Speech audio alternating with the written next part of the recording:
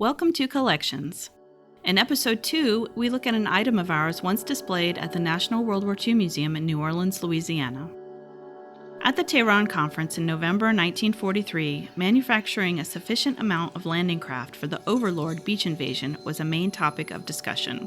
During one conversation, Stalin's military advisor, Marshal Kliment Voroshilov, suggested the Allies study Russian experiences crossing the Dnieper and other large rivers, to which Marshal responded, "The difference between a river crossing, however wide, and a landing from the ocean is that the failure of a river crossing is a reverse, while the failure of a landing operation from the sea means the almost utter destruction of the landing craft and personnel involved."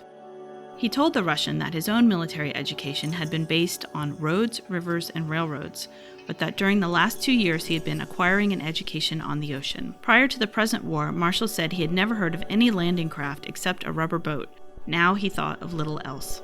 Another issue was that the landing craft were particularly useful in the Pacific theater as part of an island hopping strategy to take back islands and archipelagos occupied by the Japanese army.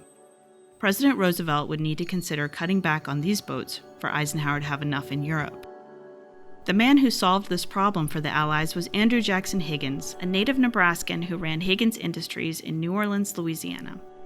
Originally, oil companies had been using a similar boat of his to navigate the swamps of Louisiana. Higgins tweaked the design a little, sending a wooden model to President Roosevelt.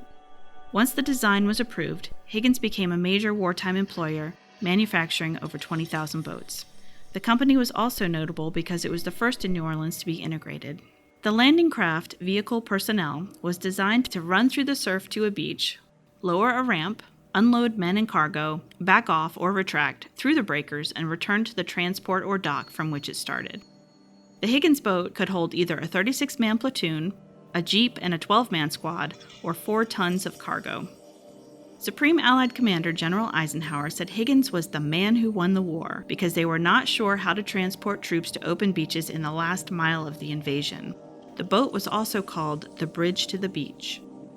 This statue was given to General Marshall from Andrew Higgins with the message "Happy Landings." Though it was Higgins who was the hero, he must have been grateful to Marshall for including his company in the Victory program, which increased industrial and civilian mobilization throughout the war.